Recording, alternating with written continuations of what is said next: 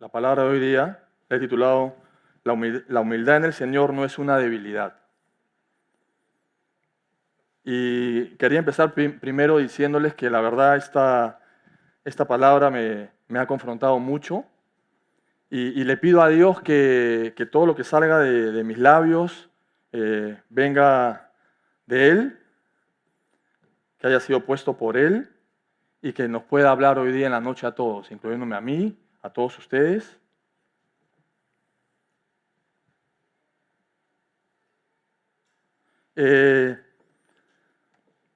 La humildad es un término que se ha perdido mucho hoy en día. Si vamos al diccionario de la lengua española, define la humildad como una virtud que reconoce las propias limitaciones y debilidades y que actúa de acuerdo con este entendimiento o con este reconocimiento. Lo que afirma es válido, pero sin embargo, desde la óptica cristiana,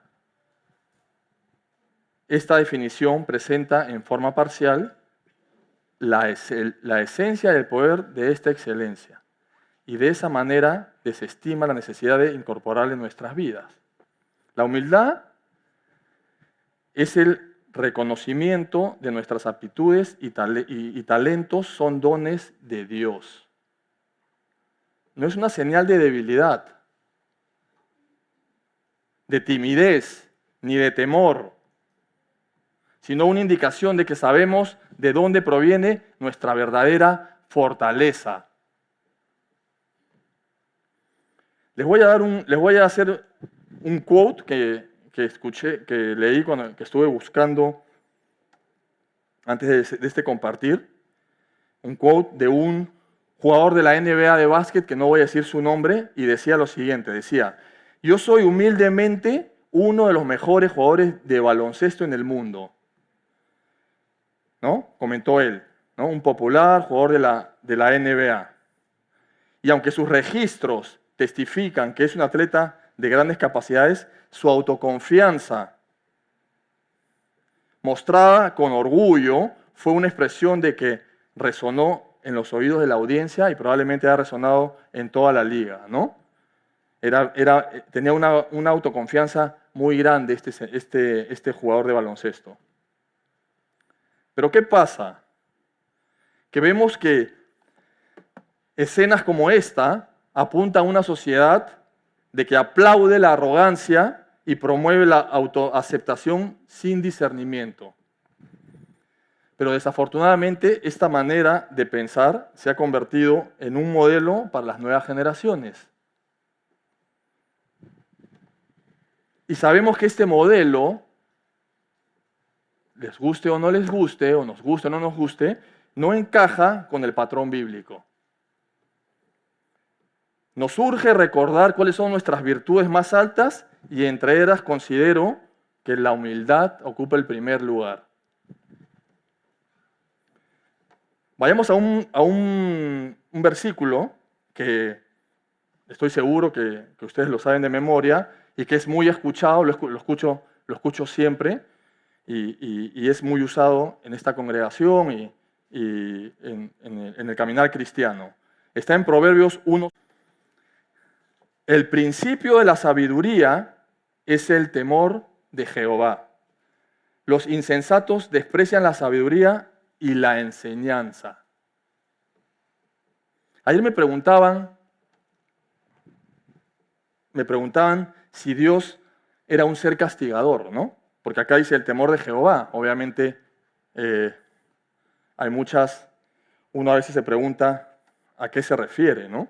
Y preguntaron ayer si era un ser castigador. Pues definitivamente no. Dios está hablando aquí nos habla de un temor reverente a Dios, o sea, un profundo respeto al Señor, ¿no?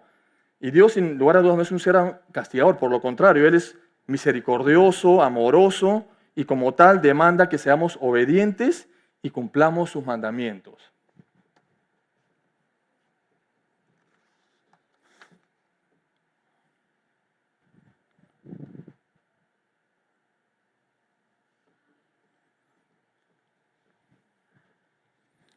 Y este versículo, bueno, sabemos que obviamente es muy escuchado y compartido entre el pueblo de Dios, pero ¿te has puesto a pensar que no se puede ser temeroso de Dios sin humildad? ¿No? Y entonces, la humildad nos va a conducir a la sabiduría. Y para todos eso, que les quede claro que es imposible tener sabiduría y temor a Dios sin humildad. Porque la humildad nos va a llevar a esa sabiduría para tener ese temor a Dios reverente, ese temor, ese profundo respeto al Señor. Y si queremos ir a las Escrituras y verificarlo, entonces vayamos a Proverbios 11:2. ¿Y qué nos dice? Cuando viene la soberbia, viene también la deshonra, pero con los humildes está la sabiduría. Entonces, la sabiduría es el temor al Señor. ¿Y qué nos va a conducir a esa sabiduría? La humildad. Entonces, es imposible, y el que diga que no, sí, yo tengo ese temor a Dios y tengo la sabiduría que Dios me ha dado, que le he ganado en el tiempo, o que Dios me la ha enseñado, y no es humilde de corazón, pues es imposible que sea temeroso de Dios.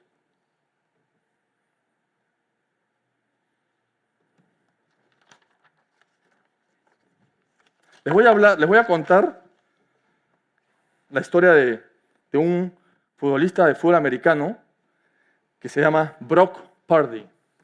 Acaba de jugar el Super Bowl con los San Francisco 49ers. Y este equipo no campeonó, pero llegó a la final. La verdad perdieron por un margen muy, muy pequeño. Lo eligieron a Purdy en la 7ª ronda del draft de la NFL, es decir, el último jugador del draft, el último. O sea, es como que a veces a ustedes les pasa, ¿no? Nos pasa, ¿no? Estamos haciendo un equipo de fútbol y quedó uno, ya pues ya dámelo, ya. Ese, ya no pierdo nada, ya ese lo voy a tomar. ¿No? Los cogieron con el pick 262, o sea, el último turno en su clase de jugadores colegiales. ¿Y quiénes son seleccionados en ese vergonzoso puesto? Se gana el nombre de el señor irrelevante. ¿Me acompañan con una foto, por favor? Con una imagen. ¿Pero qué nos dice Purdy? Para mí, yo creo en el Señor y confío en Él. Y ya solamente voy afuera y juego. Y el Señor lo ha respaldado, porque siendo un irrelevante y dándole gracias al Dios y mencionando el talento que él tiene y el juego que ha hecho, Dios, y esa humildad que él caracteriza en estas palabras, Dios lo respaldó y lo hizo de Mr. Irrelevante, llamado así vergonzosamente, ahora será el Señor relevante. Y gracias a él y a su valentía de en todas las entrevistas darle la gloria al Señor y siempre ser humilde de corazón, es que ahora hay un movimiento cristiano que ha podido salir, sí, ha podido salir y expresarse y manifestarse, y ahora hay más atletas cristianos que están haciendo lo mismo del Señor que Brock Purdy. ¿Okay? La verdad, creo que es un gran ejemplo de humildad en el deporte de este gran jugador. Acompáñenme por favor a Tito, dice: exhorta a sí mismo a los jóvenes a ser sensatos. Preséntate en todo como ejemplo de buenas obras, en la enseñanza mostrando integridad, seriedad, palabra sana e irreprensible, de modo que el adversario se avergüence y no tenga nada malo que decir de vosotros. ¿No? Y un buen líder o un buen discípulo de Dios es aquel que exhorta a los demás, es decir, los consuela, los acompaña, acude en su ayuda y los corrige, si es necesario, con mucha paciencia, sin desistir jamás. Con la exhortación podemos llevar a una persona de un estado negativo, o que me siento mal, se me ha caído el mundo encima, ¿no? a un estado de positivismo, o un estado, perdón, de gracia, de bendición, ¿no? De unción, ¿no? Y yo me ponía a pensar, ¿no? En lo natural, qué lindo sería tener un líder de esa naturaleza, ¿no? En las oficinas, en los trabajos, un líder así, ¿no? Y el imaginario común sobre lo que significa ser líder tiene mucho de cliché ahora.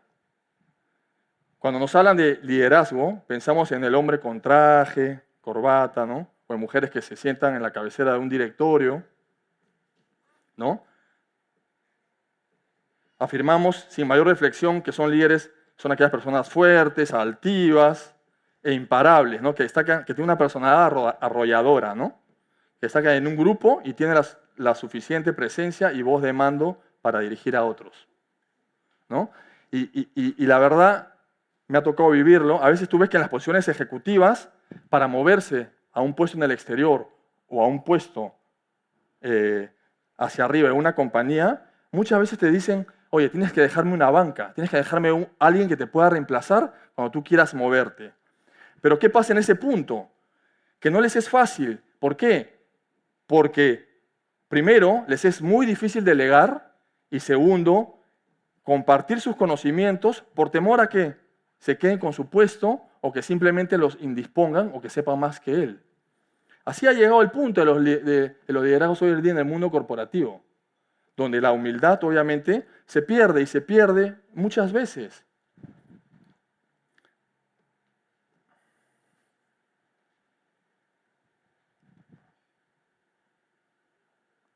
Y el liderazgo no es eso, no es sinónimo de altivez u orgullo. De hecho, el líder integral se caracteriza por ser sencillo, humilde y modesto. Y la persona humilde está abierta a aprender de los demás para crecer y mejorar. La humildad también se refleja en el deseo de ayudar a los demás, ¿no? Y acá muchas veces, la verdad, acá siempre se ha instruido y siempre se sigue instruyendo de preocuparte por el hermano, en las necesidades que pueda tener, ayudarlo siempre, y en el caminar también, ¿no? Ministrarlo, enseñarle la palabra, monitorearlo cómo va.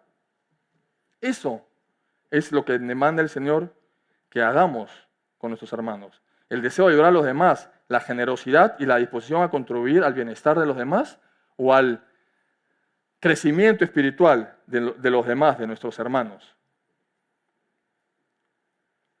Así es que si tu profesor, papá o líder espiritual te corrige, acéptalo con amor, ¿no? Como se dice, calladito me veo más bonito.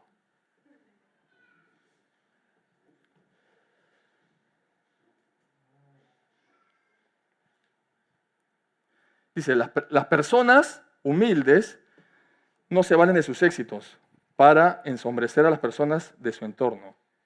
Perdón, se valen de sus éxitos para ensombrecer a las personas de su entorno. Entonces veamos algunos ejemplos de humildad en la vida cotidiana, ¿no? Podemos ver, reconocer los errores, aceptar las críticas, no buscar la atención, ayudar a los demás o valorar a los demás. Pero veamos, por ejemplo, humildad en el caminar, ¿no? Encontré paciencia, encontré paz, mansedumbre, admitir una equivocación y compartir conocimientos, enseñanzas. ¿No? Acompáñenme por favor a Juan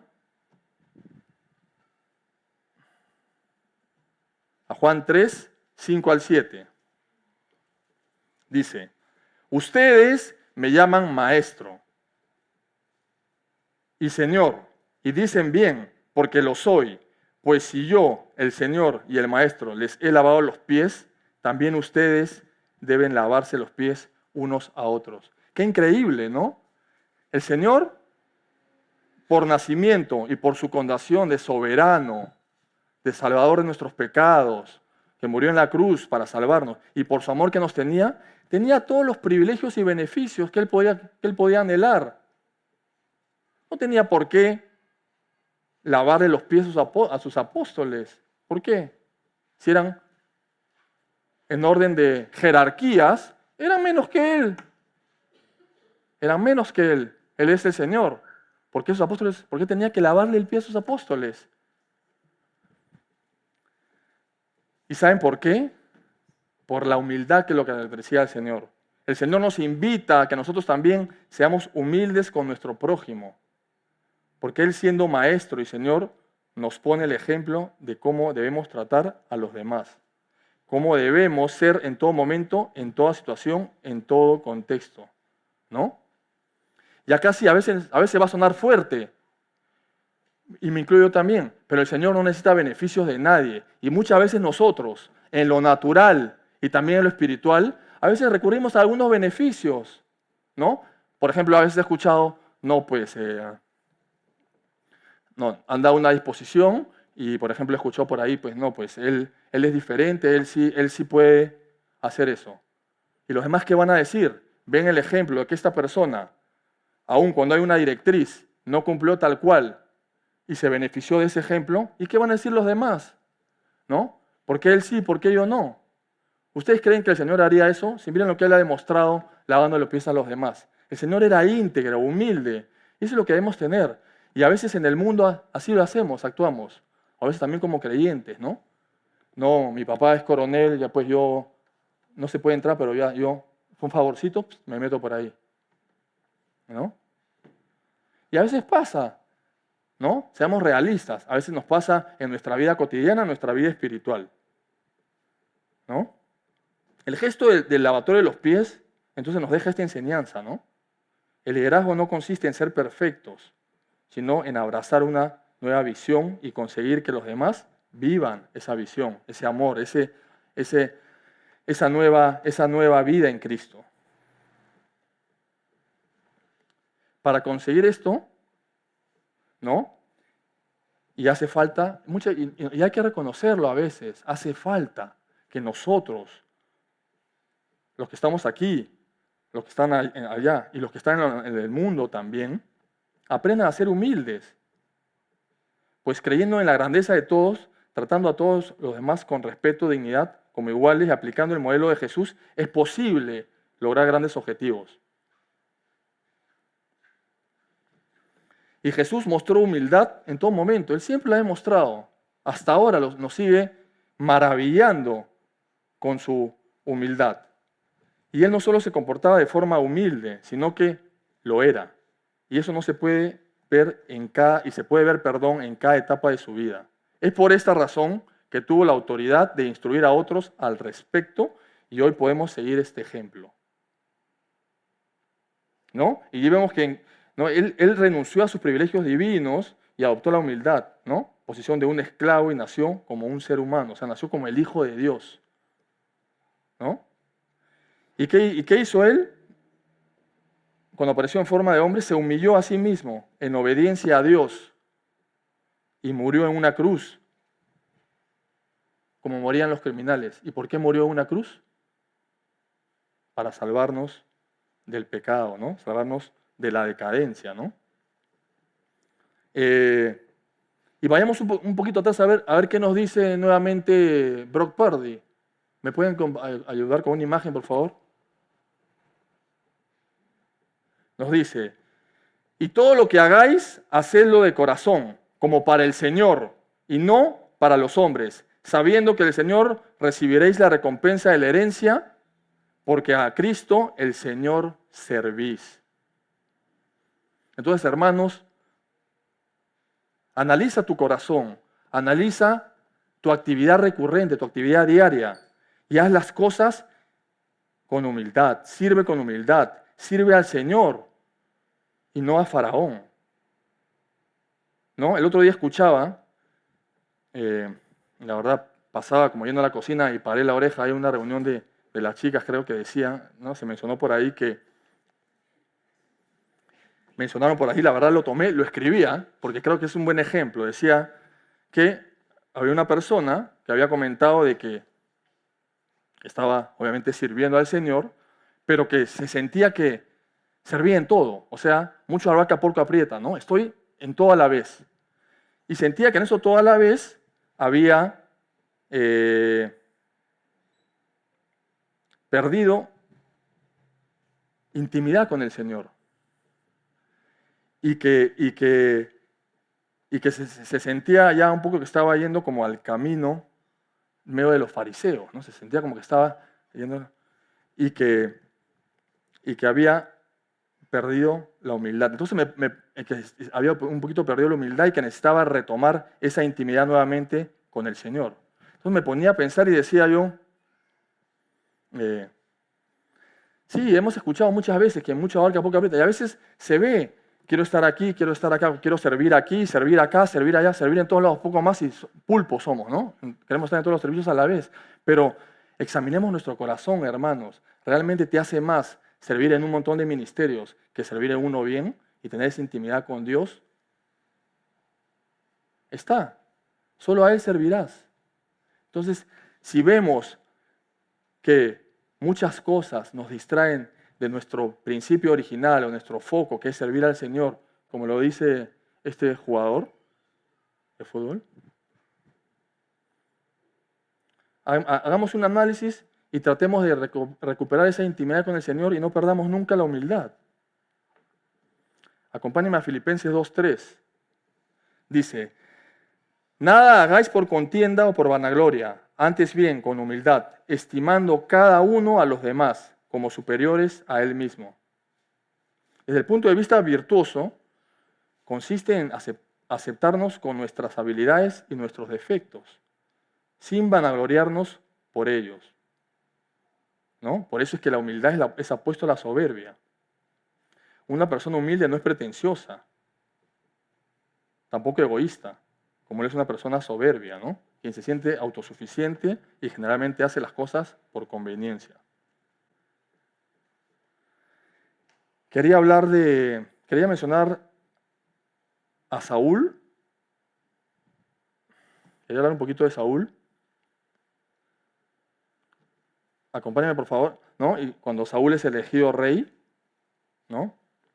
Dice, Saúl respondió y dijo, ¿no soy yo hijo de Benjamín, de la más pequeña de las tribus de Israel?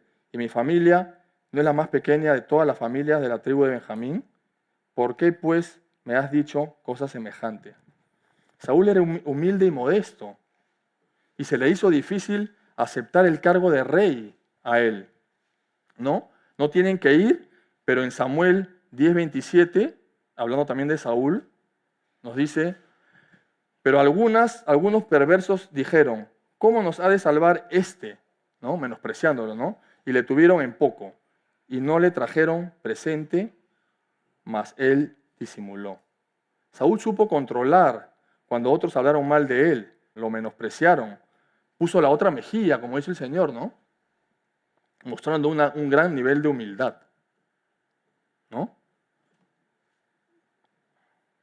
¿Qué podemos ver también de Saúl? Que él siempre se dejó llevar por el Espíritu de Dios, ¿no? Cuando el Espíritu de Dios vino sobre él, era el momento para que Saúl actuara y Dios estaba con él. El Espíritu de Dios vino sobre él, pero no vino a él para entretenerlo o animarlo. Vino para equiparlo, para servir, para que pudiera hacer algo para Dios. Este siempre es el patrón de Dios, hermanos. Él no quiere que busquemos al Espíritu egoístamente, sino que seamos fortalecidos y usados por Él para tocar a otros. Por favor, acompáñenme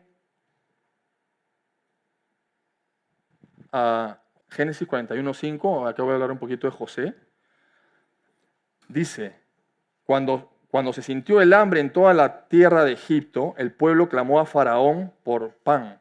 Y dijo Faraón a todos los egipcios, id a José y haced lo que él os dijere. José era cortés y humilde y mostraba que quería hacer lo que fuera necesario para ayudar a Faraón y a los egipcios. Incluso cuando los egipcios carecían de riquezas y ganado, José se ganó su confianza y la del mismo Faraón. ¿No? También podemos hablar de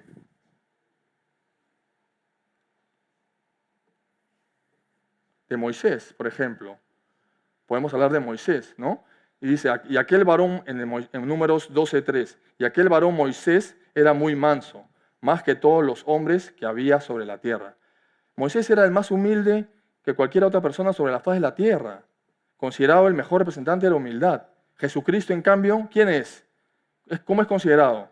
El mejor ejemplo de humildad de la Biblia, ¿no? Él puso a los demás en primer lugar y nunca pensó en sí mismo, ¿no? Y por ejemplo, David, que él tenía una característica, ¿cuál era? De humillarse ante cualquiera, ¿no? Hay varios así en la Biblia. Pablo, corazón humilde, porque reconocía su situación. Acompáñame, por favor, a Proverbios 21:4. Dice, altivez de ojos y orgullo de corazón y pensamiento de impío son pecado, ¿no? Arrogancia, altivez de corazón. Y acá les quiero mencionar algo. Estuve investigando un poco, bueno, y esto ya lo sabía un tiempo atrás, y en el mundo, sobre todo en el mundo universitario, en Estados Unidos, más que acá en Perú, hay un libro que es un código, que lo usan mucho los chicos de la fraternidad. Ahí hay fraternidades donde hay son como unos clubes que están los chicos y tienen ciertos beneficios también al estudiar, casa gratis, ¿no? Mayordomo, ¿no? Y ellos tienen un libro que lo escribe un señor que se llama David DeAngelo, que les enseña y les da pautas cómo conquistar a las chicas.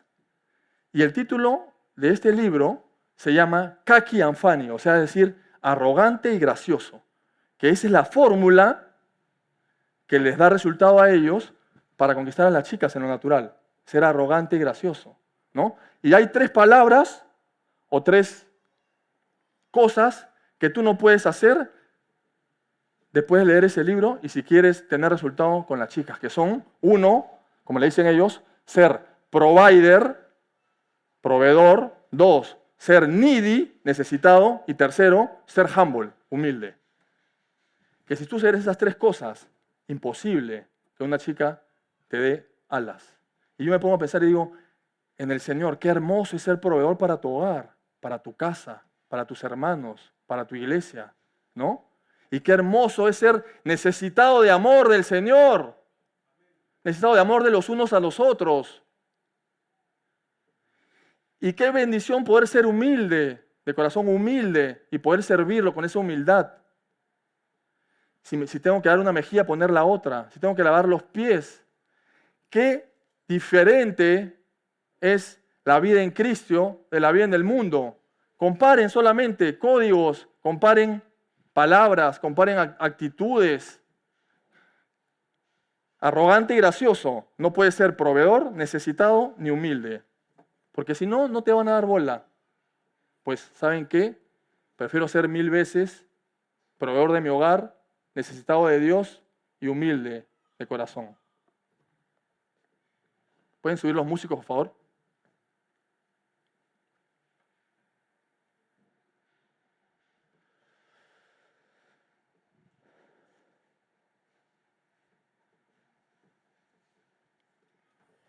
Jesucristo es nuestro máximo ejemplo de humildad, hermanos. Durante el ministerio terrenal, siempre reconoció que su fortaleza derivaba de su dependencia del Padre.